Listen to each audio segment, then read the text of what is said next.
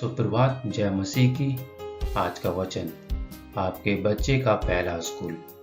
नीति वचन उसका 22 अध्याय उसकी 6 आयत में लिखा है, लड़के को उसी मार्ग की शिक्षा दें जिसमें उसको चलना चाहिए और वह बुढ़ापे में भी उससे न हटेगा। आज के वचन में हम बच्चों का पहला स्कूल जो घर कहलाता है उसके बारे में जानेंगे। आइए देखें। परमेश्वर की बुद्धिमत्ता ने ऐसी व्यवस्था की है कि परिवार शिक्षा संस्थाओं में सबसे महान संस्थान हो। बच्चे की शिक्षा घर से आरंभ होती है। यही उसका पहला स्कूल है। यहाँ उसके माता पिता उसके शिक्षक होते हैं और यहीं पर वह ऐसे पाठ सीखता है जो जीवन भर उसका मार्गदर्शन करते हैं। यहाँ वह आदर, आज्ञाकारिता, सम्मान तथा आत्मनियंत्रण का पाठ सीखता है। घर की शिक्षा का प्रभाव उसके लिए भलाई या बुराई के प्रति एक निर्णायक शक्ति होता है। ये प्रभाव विभिन्न होते हैं, कुछ शांत तथा धीरे धीरे प्रभावित करने वाले हैं, परंतु यदि उनको उचित दिशा में मोड़ दिया जाता है तो वे सत्य और धार्मिकता के लिए दूरदर्शी शक्ति बन जाते हैं।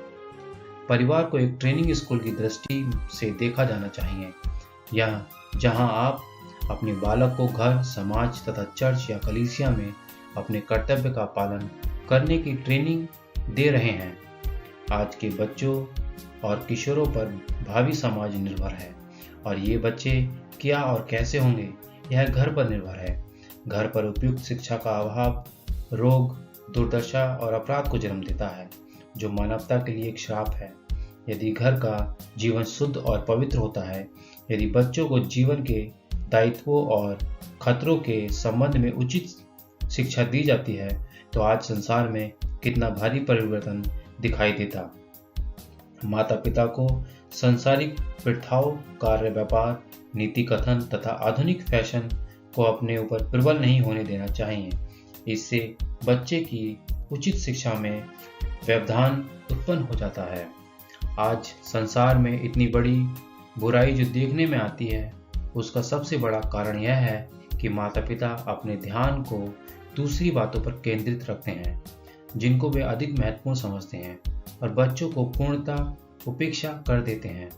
आपको अपने बच्चे की शिक्षा में सबसे अधिक समय व्यतीत करना चाहिए, जिससे वह समझ ले कि परमेश्वर की आज्ञाकारिता का क्या अर्थ है और उस पर पूरा भरोसा रखने का क्या परिणाम होता है। बच्चे के प्रशिक्षण में माँ का प्रथम तथा मुख्य स्थान है। माँ को ही अत्यंत सावधानी के साथ उनमें साफ रहने, परिश्रमी व आत्मनिर्भर बनने और दूसरों की सहायता करने और ऐसा कार्य करने की शिक्षा देनी चाहिए जिससे परमेश्वर प्रसन्न होता है।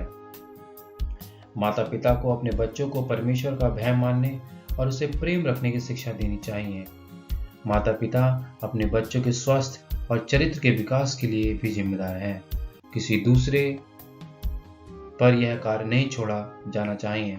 माता पिता जो अब अपने बच्चों के सही मार्ग से भटक जाने के कारण दुखी होते हैं, यह नहीं समझते कि इसमें वे ही दोषी हैं। ऐसे लोगों को अपनी बाइबलें खोलकर देखनी चाहिए कि परमेश्वर ने माता पिता को कैसी जिम्मेदारियां सौंपी हैं। उनको दीनता से परमेश्वर के सामने पश्चाताप करना चाहिए। उनको अपनी गतिविधियां बदल कर बाइबल का अनुसरण करना होगा, जो उत्तम मार्गदर्शक और परामर्शदाता है। धन्यवाद। परमेश्वर सबको आशीष और बरकतें दे।